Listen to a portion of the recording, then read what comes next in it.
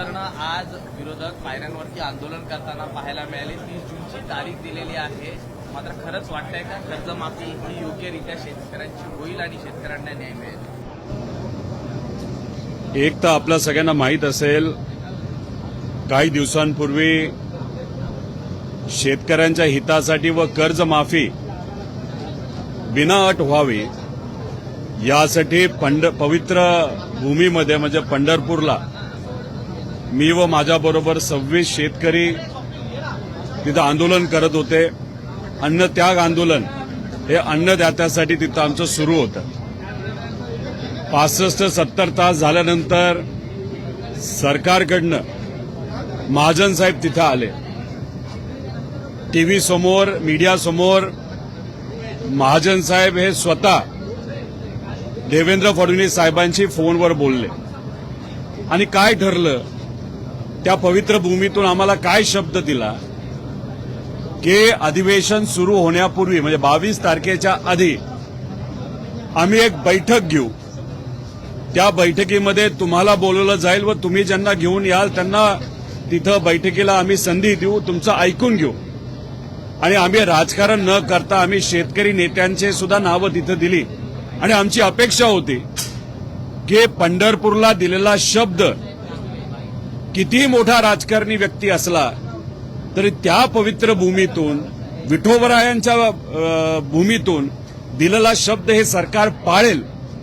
पण आम्हाला फसवलं, शेतकऱ्यांना फसवलं. आणि पुण्यश्लोक अहिल्यादेवी होळकर यांच्या नावाने, ज्यांचं कर्तृत्व खूप मोठं आहे, आणि आम्ही म्हणत होतो की या योजनेचं नाव तुम्ही त्यांच्या नावाली ठेवलं त्यासाठी मी अभिनंदन करतो. पण तुम्ही एवढ्या महामानवाचं नाव देऊन सुद्धा इतका अटी टाकल्यात आणि त्या अटीमुळे जर 44 लाख शेतकऱ्यांवर अन्याय होत असेल तर कुठंतरी तुम्ही पुण्यश्लोक अहिल्यादेवी होळकरांचा नावाचा अवमान करत आहात, असं आमचं तिथं भूमिका होती. बऱ्याच लोकांनी आम्हाला सांगितलं सरकारवर विश्वास ठेवा, आणि आम्हाला या बाबतीत राजकारण करायचं नव्हतं. आम्ही विश्वास ठेवला, पण आमचा विश्वासघात झालाय, शेतकऱ्यांचा विश्वासघात झालेला आहे. आज अधिवेशनाचा पहिला दिवस असला तरी इथं मी फक्त आलोय, सही करणार, तुमच्याशी बोललोय. उद्यापासून 30 तारखेपर्यंत मी अधिवेशनामध्ये येणार नाही. मराठवाड्यामध्ये आणि काही इतर जिल्ह्यांमध्ये जाऊन शेतकऱ्यांशी संवाद साधून 29 तारीख सोमवार आम्ही छत्रपती संभाजीनगरमध्ये खूप मोठं आंदोलन उभं करणार आहोत. त्यामुळे सरकारने आमचा विश्वासघात केलेला आहे. या सरकारला आम्ही सोडणार नाही. एक मोठं आंदोलन करू आणि सरकारला आजच सांगतोय 30 तारखेपर्यंत तुमच्याकडे वेळ आहे. तुम्ही या अटी काढा आणि या 44 लाख शेतकऱ्यांवर जो अन्याय होतोय तो तुम्ही त्या ठिकाणी थांबवा. आणि असंच जर तुम्ही अपमान आणि अन्याय जर आमच्या शेतकऱ्यांवर करत राहणार तर हे तुम्हाला महागात पडेल. त्यामुळे 29 तारखेला छत्रपती संभाजीनगरमध्ये एक मोठा रास्ता रोको, एक मोठं आंदोलन हे आम्ही सर्वजण मिळून आमचा जो विश्वासघात केलाय, शेतकऱ्याचा जो विश्वासघात केलेला आहे त्याच्या विरोधात त्या ठिकाणी आम्ही आंदोलन करणार आहोत. आणि या शेतकऱ्यांच्या वतीने या सरकारला जाब विचारणार आहोत की हा अन्याय कशासाठी. दुसरं म्हणजे नुकतेच विधान परिषदेचे निकाल हाती आलेले आहेत आणि नाशिकमध्ये अपक्ष उमेदवार गीते हे निवडून आलेले आहेत, तर महायुतीचे उमेदवार दराडे, नरेंद्र दराडे हे पराभूत झालेले आहेत. कसं पाहता याकडे? मित्रपक्षांनीच शिवसेनेचा केसाने गळा कापला असं दराडे म्हणतात. काही दिवसांपूर्वी उद्धव ठाकरे साहेबांचे 6 खासदार हे घेऊन राजकीय दृष्टिकोनातून कुठेतरी उद्धव ठाकरे साहेबांना एकनाथ शिंदे साहेबांनी अडचणीत आणलं.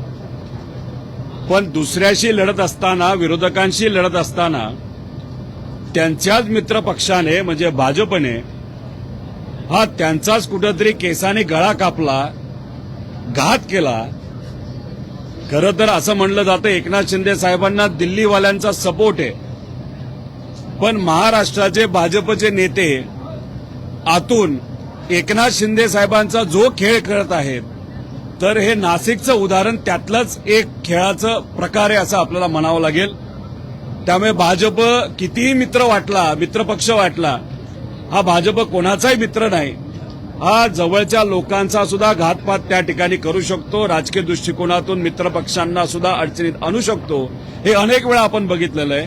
त्यामुळे नाशिकचं उदाहरण म्हणजे एकनाथ शिंदे साहेबांना त्यांच्याच मित्रपक्षाने कुठेतरी राजकीय दृष्टिकोनातून पराजय केला असं आपल्याला म्हणावं लागेल.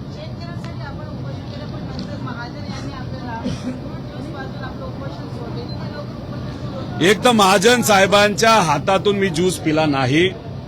मी पवित्र श्री नामदेव पायरीकडे जाऊन तिथे असणाऱ्या सामान्य परिवारातून जे वारकरी संप्रदायाचे लोक होते त्यांच्या हातून पेढा खाऊन मी तिथं उपोषण सोडलं. विषय कसा असतो, सगळ्याच गोष्टीत आपण राजकारण केलं तर हे योग्य नसतं. त्यामुळे आमचा प्रयत्न होता मुख्यमंत्र्यांशी फोनवर बोलून आम्हाला जर शब्द दिला असेल तर राजकारण न आणता आपण ऐकलं पाहिजे. आणि मग ते आम्ही ऐकलं, पण आमचा विश्वासघात झाला, शेतकऱ्यांचा विश्वासघात झाला. आणि याचं उत्तर आणि याची किंमत या सरकारला 100% मोजावी लागणार, हे आम्ही या ठिकाणी तुमच्या समयांच्या माध्यमातून सरकारला इथं सांगत आहोत. दुष्काळ जाहीर करा म्हणून काल भाजप यांनी मागणी केली आणि हीच मागणी संपूर्ण अधिवेशनामध्ये महाविकास आघाडीची असणार आहे.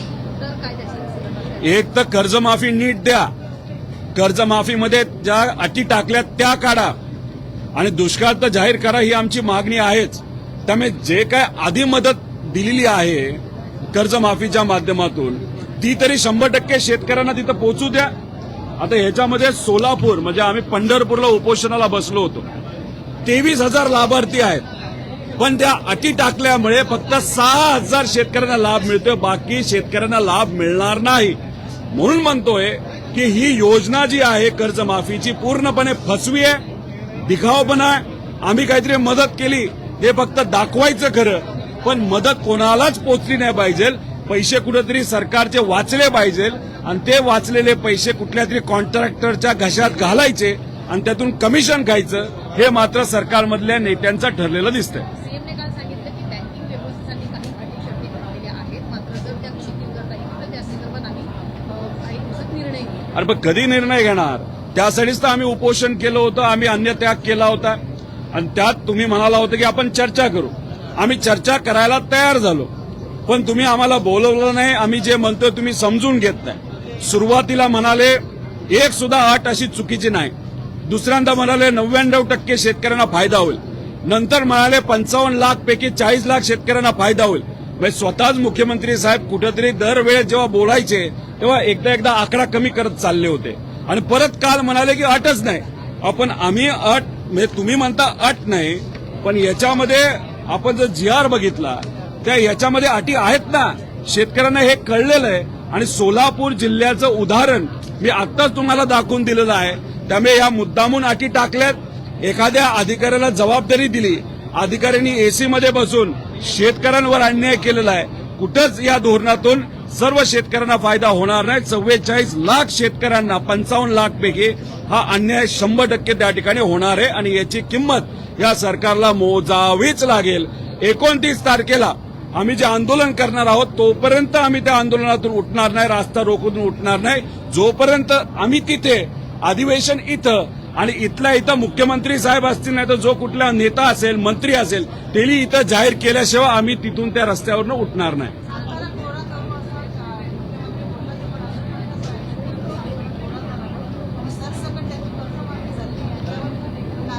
इलेक्शनच्या आधी भाजपचे आणि या सगळ्या नेत्यांचे दाखवायचे दात वेगळे असतात. इलेक्शन झाल्यानंतर ते दात वेगळेच दिसतात. महिलांच्या बाबतीत सुद्धा लाडक्या बहीण योजनेचं आपण जर बघितलं असेल तर 1 कोटी महिलांची नावं कापली गेली. इलेक्शनच्या आधी अॅडव्हान्समध्ये पैसा दिला. 24,000 कोटी रुपये अशा लोकांना तुम्ही दिला की आता तुम्ही म्हणताय ते इलिगली त्यांना दिले गेले होते. मग 24,000 कोटीचं झालं काय? 1 कोटी महिलांचं नाव का कमी झालं? तसंच कर्जमाफी देऊ असं तुम्ही बोलला, थट्टा केली, नाही तर तुम्ही शब्द दिला आणि आता मात्र कर्जमाफी देत असताना इतक्या अटी टाकल्यात. त्यातून जर 90% शेतकरी वंचित राहणार असतील, 50,000पर्यंतचीच मदत मिळणार असेल, तर मग तुम्ही कशाला डंका पिटवताय की तुम्हाला 2 लाख रुपयाची कर्जमाफी दिली? हे फसवं सरकार आहे, फसवे नेते आहेत. बाकी यांना काही घेणं देणं नाही. आमचं म्हणणं आहे की बँकिंग सिस्टमला जर तिथं अडचण येत असेल तर मोदी साहेबांची प्रशंसा करत असताना असं का बोलला की राज्याचं जे काही कर्ज झालंय 10 लाख कोटीचं आणि देशाचं 200 लाख कोटीचं, ते जर मोदी साहेबांनी ठरवलं तर एका दिवसात आम्ही फेडू शकता. मग एवढी तुमची आर्थिक ताकद असेल तर मग दुसऱ्या बाजूला तुम्ही काय म्हणता, नाही बँकिंग सिस्टम हे 37,000 कोटीमुळे कोलमाडू शकतात. त्यामुळे एका बाजूला प्रशंसा करताना मोठ्या मोठ्या गोष्टी करायच्या आणि गरीबाला मदत करण्याची वेळ येते तेव्हा म्हणता की बँकिंग सिस्टम कोलमडून जाईल. आमचं एवढंच म्हणणं आहे, शक्ती मार्ग जो 1,20,000 कोटीचा तुम्ही करताय त्यातून जे 40,000 कोटी तुम्ही भ्रष्टाचार करणार आहात ते थांबवा. सगळं नॉर्मल होतंय, पण ते नाही थांबवायचं. गुजराती कॉन्ट्रॅक्टर आणि आंध्राच्या कॉन्ट्रॅक्टरला मोठं करायचं, त्यांच्यावर पैसे ओरबाडायचे, तिजोरीवर ताण आणायचा आणि सामान्य लोकांना मदत करण्याची जेव्हा भावना नाही तर भूमिका तुमची जेव्हा येते तेव्हा अटी टाकतात. हे कुठेतरी हे सरकार फसवं एवढंच आपल्याला म्हणावं लागेल. कालच मुख्यमंत्री म्हणाले की एवढी मोठी कर्जमाफी आणि कधीही झालेली नाहीये. 56 लाख शेतकरी आमच्यात हिंमत आहे.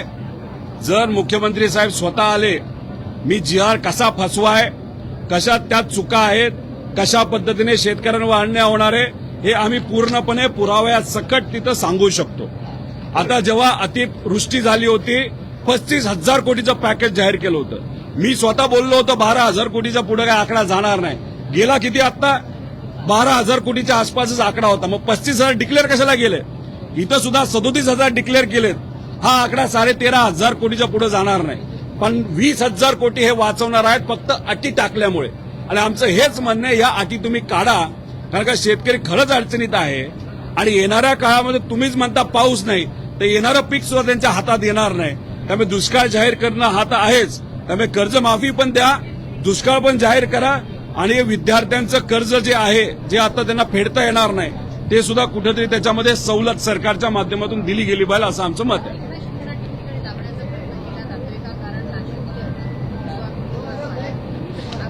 एकनाथ शिंदे साहेबांना कळलेलं आहे की कदाचित त्यांच्या पाठीमागे दिल्ली आहे, पण दिल्ली सुद्धा त्यांच्या पाठीमागे कधीपर्यंत आहे?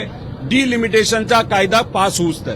एकदा डिलिमिटेशनचा कायदा पास झाला तर भाजपला कुठल्याच खासदाराची जरूरत नाही असं भाजपला वाटतं.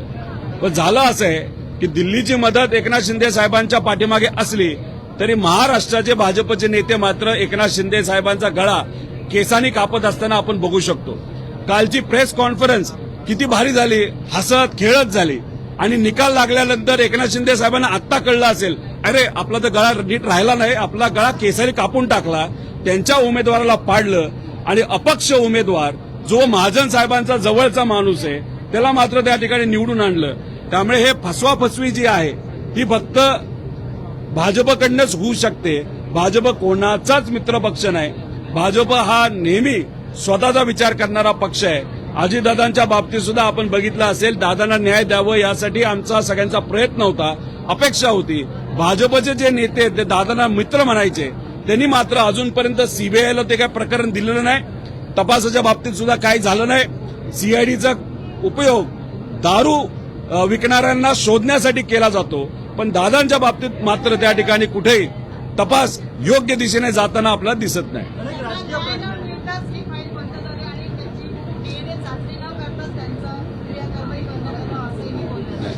हे चाचणी वगैरे सगळं झालेलं आहे. फाईल काय बंद झालेली नाही. आम्ही काय बंद होऊन देणार नाही. आम्ही मात्र आमचा लढा तिथं कायम ठेवू. राजकीय प्रश्न आहे. ऑपरेशन टायगर नुकतंच राज्यात झालेलं आहे. भविष्यामध्ये आपले खासदार पुण्यावर आले होते, त्यांच्यावरही सगळे लक्ष देऊ शकतात ही चर्चा आहे. आपल्याला हा विषय घ्यावा. हे बघा, चर्चा तर कोणाची होऊ शकते. ऑपरेशन टायगरपेक्षा ऑपरेशन बाजार म्हणायला काय हरकत आहे? विचाराचा बाजार झाला, नात्यांचा बाजार झाला, त्यानंतर पैशांचा बाजार झाला, लोकांचा बाजार झाला, माणुसकीचा बाजार झाला. मग ऑपरेशन बाजार म्हणायला काय हरकत नाही. त्यामुळे पूर्णपणे आणि आता नाशिकचा निकाल लागल्यानंतर एकनाथ शिंदे साहेबांच्या पक्षाचा सुद्धा बाजार झाला असं आपल्याला त्या ठिकाणी म्हणावं लागेल. त्यामुळे हे जे काय ते होत राहणार. पण मला असं वाटतं की किती प्रयत्न केला तरी आमचा एक सुद्धा खासदार त्या ठिकाणी फुटेल असं आम्हाला वाटत नाही. माझी कुटुंबाला कुठल्या प्रकारे मदत करण्यात आलेली आहे, शासनाकडून कुठल्याही प्रकारे योग्य ती मदत आणि LIC किती काय पैसे एक तर त्या VSR कंपनीने 210 कोटीचा विमा हा विमानाचा आणि लायबिलिटी विमा तिथं काढला होता. त्यातून VSRला विमानाची किंमत 15 कोटी रुपये आणि त्याला पैसे कदाचित 200 पेक्षा जास्त कोटी मिळू शकतात. आमचं हेच सरकारला म्हणणं आहे की माळी परिवार असेल, तो जाधव परिवार असेल आणि पायलट सुद्धा असतील, या लोकांना कुठं ना कुठेतरी त्या ठिकाणी आर्थिक लाभ त्या परिवाराला झाला पाहिजे अशी आमच्या सगळ्यांची मागणी आहे. पण झालं असं आहे, हे सरकार इतकं घमंडी आहे, हे विषय चर्चेत आणायलाच नको म्हणतात, हवेत मात्र त्या ठिकाणी गोळ्या झाडतात की हे आमचे मित्र होते, हे आमचं तसं. त्यामुळे दादांच्या बाबतीत तेच झालं, शेतकरी कर्जमाफीच्या बाबतीत तेच झालं, लाडक्या बहिणींच्या बाबतीत तेच झालं. त्यामुळे कुठं ना कुठेतरी हे सरकार फक्त न फक्त दिखावा करते, बाकी काही करत नाही असं आमचं प्रामाणिक मत आहे.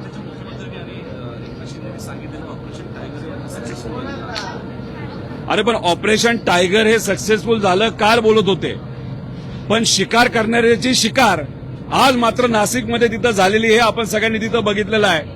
त्यामुळे खरे शिकारी भाजप आहेत, पुढे करतायत फक्त एकनाथ शिंदे साहेबांना. त्यामुळे एकनाथ शिंदे साहेबांना मात्र आता कळालं असेल, अरे आपली आता शिकार झालेली आहे.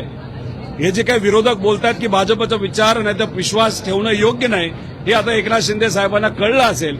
त्यामुळे उद्या जाऊन एकनाथ शिंदे साहेब हे भाजपबरोबर लढतील का विरोधात लढतील हे मात्र आज 29 पर्यंत आपल्याला त्या ठिकाणी सांगता येणार नाही.